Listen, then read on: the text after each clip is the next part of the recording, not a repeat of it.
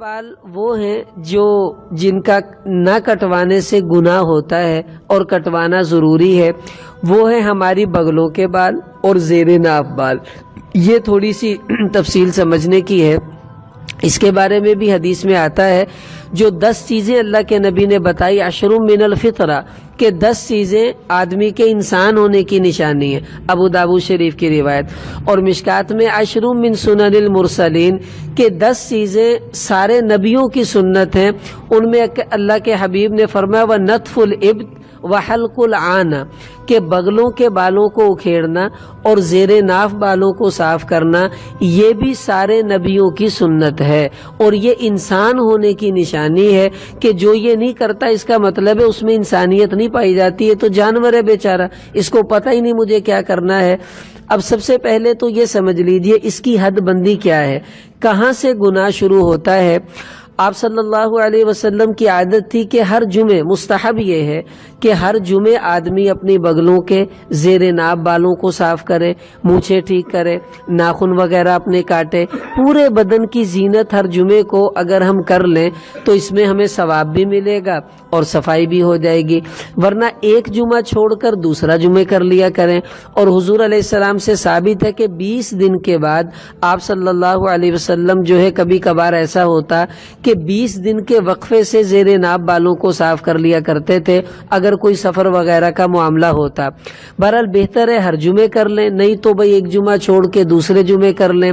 अगर कोई ज्यादा ही मजबूरी है, आप बीमार हैं, आपको मौका नहीं मिल रहा, आप सफर में चले गए, आपको मौका नहीं मिल रहा, तो हद क्या है। मुस्लिम शरीफ की रिवायत है, सहाबा फरमाते हैं कि वक़्त लना, हुजूर अलैहिस्सलाम ने हमारे लिए वक्त मुकर्रर कर दिया था नाखून के बारे में और ये बगलों के बालों के बारे में, ज़ेरे नाब बालों के बारे में, कि अल्लाह नतरुका इल्ला 40 लैलतन, कि हम इन बालों को 40 दिन से ज़्यादा तक ना छोड़े रखें। यानी 39वें दिन तक तो आपको गुनाह नहीं होगा। अगर 40वां दिन लग गया और आपने बाल नहीं कटवाए, आपको कोई उज़र भी नहीं, कोई मसला भी नहीं, तो अब जितने दिन गुजरेंगे हर मिनट आपको गुनाह मिलेगा, हर सेकंड आपको गुनाह मिलेगा। अब ये कितना बड़ा देखो अहम हुक्म है और कई लोगों को बेचारों को पता भी नहीं होता इस बारे में। तो अब ये इसकी हम आज से अज़म करें कि अगर हमारे बदन की सफाई को कुछ वक्त गुजर जाए तो 40 दिन से ज़्यादा नहीं होने चाहिए। इससे कम के अंदर हम इस मामले को समेट लिया करें, इसकी भी कोशिश करेंगे ना। अब इसकी हुदूद बंदी क्या है। देखिए बगलों के बाल तो जाहिर है वो हमने साफ करना ही है, वो तो कर लेते हैं।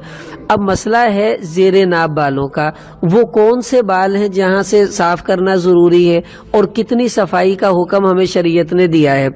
देखिए इसकी मोटी मोटी बात समझ लें कि नाफ के बिल्कुल नीचे से बाल काटना कोई ज़रूरी नहीं है। काट लें तो आपकी मर्जी है, काट सकते हैं, जरूरी नहीं है कि अगर आप इनको ना काटें तो गुनाह मिलेगा।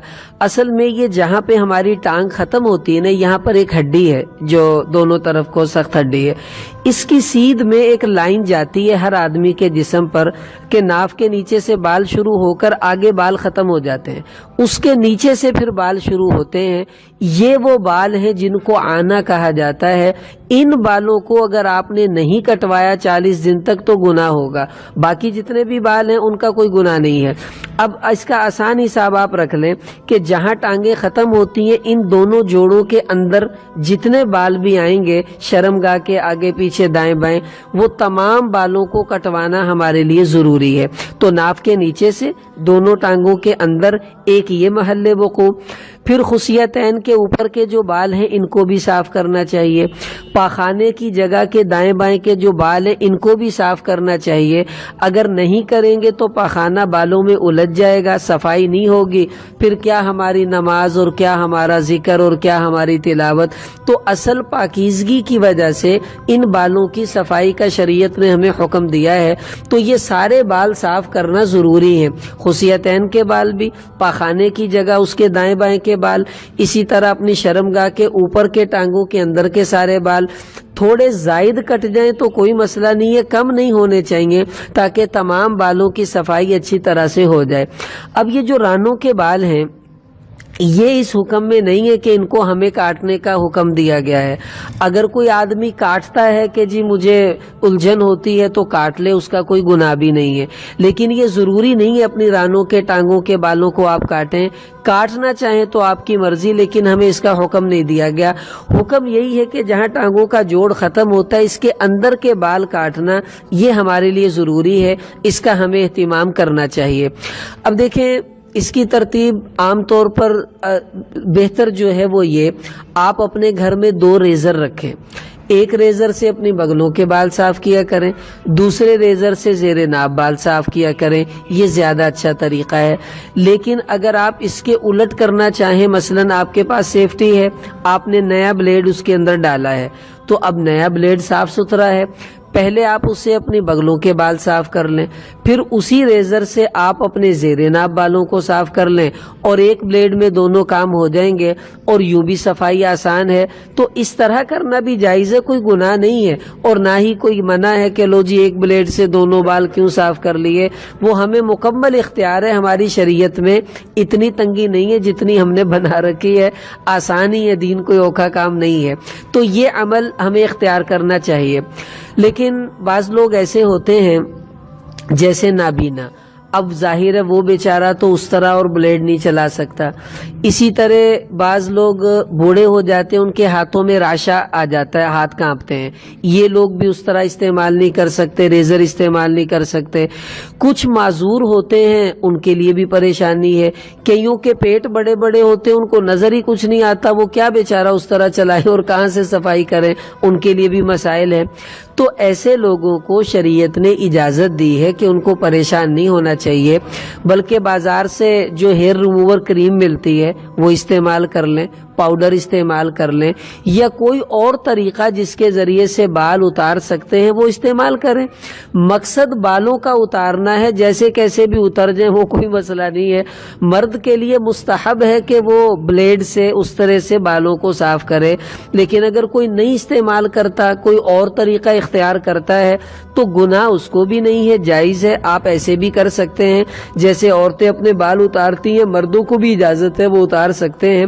بہتر یہ ہے کہ کوئی عذر ہو تو کریم استعمال کریں، ورنہ ریزر وغیرہ یہی مرد کو استعمال کرنا چاہیے۔ ایک مسئلہ اور سمجھ لیں، کبھی ایسا ہوتا ہے کہ انسان خود جو ہے وہ کریم لگانے جوگا بھی نہیں رہتا، خدا نخواستہ فالج ہو گیا، کوئی بیماری آ گئی، اب کیا کریں؟ اب زیر ناف بال اس کے کون اتارے گا بھائی؟ خوب اچھی طرح سمجھ لیں کہ مرد کا سطر اس کی بیوی کے علاوہ کسی کو دیکھنے کی اجازت نہیں ہے، نہ اس کا باپ، نہ اس کی ماں، نہ اس کا بیٹا، نہ اس کا بھائی، صرف اس کی بیوی اس کا سطر دیکھ سکتی ہے، اس کو کوئی گناہ نہیں ہے۔ ایسے ہی عورت کا سطر کوئی نہیں دیکھ سکتا سوائے اس کے خاوند کے، ماں بھی نہیں دیکھ سکتی، بہن بیٹی بھی نہیں دیکھ سکتی۔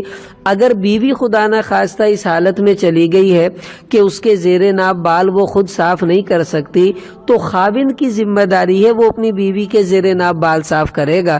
کوئی اور کرے گی تو اس کو گناہ ملے گا، کیوں؟ ذمہ داری تو خاوند کی ہے کہ خاوند اور مرد، اللہ نے فرمایا ہن لباس لکم وانتم لباس لہن، تم اپنی بیویوں کا لباس ہو، تمہاری بیویاں تمہارا لباس ہیں۔ اب جیسے لباس جسم کے سارے حصے کو چھو سکتا ہے، ایسے ہی میاں بیوی ایک دوسرے کے بدن کے ہر حصے کو چھو سکتے ہیں اور دیکھ بھی سکتے ہیں، اگرچہ بغیر عذر کے دیکھنا بے حیائی ہے، لیکن اگر دیکھ لیں تو گناہ ان کو نہیں ہے۔ تو اگر خاوند کو کوئی مسئلہ پیش آ جائے تو اس کی بیوی کی ذمہ داری ہے کہ وہ اپنی خاوند کے زیر ناف بالوں کو خود صاف کرے، اور یہ خدمت ہے، بیوی کا فائدہ یہی تو ہے، اور یہی خاوند کی ذمہ داری ہے وہ اپنی بیوی کو اس موقع پر سنبھالے، اور کسی کو اجازت نہیں۔ اگر خدا نہ خواستہ بیوی مر گئی ہے یا اس کا خاوند مر چکا ہے، اب ان کے بال کون صاف کرے؟ پھر جو بھی کرنا چاہے کرے، لیکن اپنے ہاتھوں پر وہ گلوز چڑھا لے تاکہ اس کے ہاتھ سطر کو نہ لگ سکیں۔ یہ بڑی زبردست یعنی شریعت نے پابندی لگائی ہے۔ میت کو بھی غسل دیتے ہوئے ہمیں کیا حکم ہے کہ ہاتھوں کے اوپر وہ تھیلی چڑھاتے ہیں کہ اگر میت کے سطر کو چھونا ہے پہلے ہاتھ پہ تھیلی چڑھاؤ، گلوز چڑھاؤ، تاکہ تمہارے ہاتھ مرے ہوئے کے سطر کو بھی نہ لگیں۔ تو زندہ بندے کے سطر کو کیسے لگا سکتے ہیں؟ اس لیے ہاتھوں پر کوئی گلوز چڑھانے کے بعد یہ صفائی کرنی ہوگی اور کم سے کم سطر پر نگاہ ڈالنی ہے، بس جتنا کم سے کم ہو اتنا جلدی وہ کام پورا ہو جائے۔ تو یوں پھر دوسرے کے زیر ناف بال کو صاف کرنے کی اجازت ہے، اگر اس کا کوئی میاں اور بیوی کا رشتہ باقی نہ ہو پھر کوئی اور کر سکتا ہے۔ اب دیکھیں یہ جو ہمیں حکم دیا گیا کہ زیر ناف بالوں کو کٹواؤ، بغلوں کے بالوں کو کٹواؤ، آج کی جدید سائنس نے تحقیق کی ہے کہ جو لوگ زیر ناف بالوں کو دیر سے کٹواتے ہیں یہ بڑی بڑی بیماریوں کا شکار ہوتے ہیں، ڈپریشن کا شکار ہوتے ہیں، غصہ ان کو زیادہ آتا ہے، ان کے جسم میں الرجی کی بیماری زیادہ ہو جاتی ہے، اور بعض لوگ تو اندر جو مثانے کی بیماریوں کے مریض ہوتے ہیں ان کی بڑی وجہ یہ ہے کہ وہ زیر ناف بال دیر سے کاٹتے ہیں، جس کی وجہ سے وہاں جراثیموں کی وجہ سے وہ کئی بیماریوں کا شکار ہو جاتے ہیں۔ اور اللہ نے ہمیں کتنا پاکیزہ مذہب دیا کہ ہر جمعے ہمیں کہا گیا مستحب ہے بھائی تم اپنے بالوں کو صاف کرو۔ السلام علیکم ایوری ون، اگر آپ کو یہ ویڈیو پسند آئی ہے تو پلیز ہمارے چینل کو سبسکرائب کریں اور ساتھ بیل آئیکن کے بٹن کو ضرور پریس کریں تاکہ آپ کو ہماری ہر آنے والی ویڈیو حاصل ہو سکے۔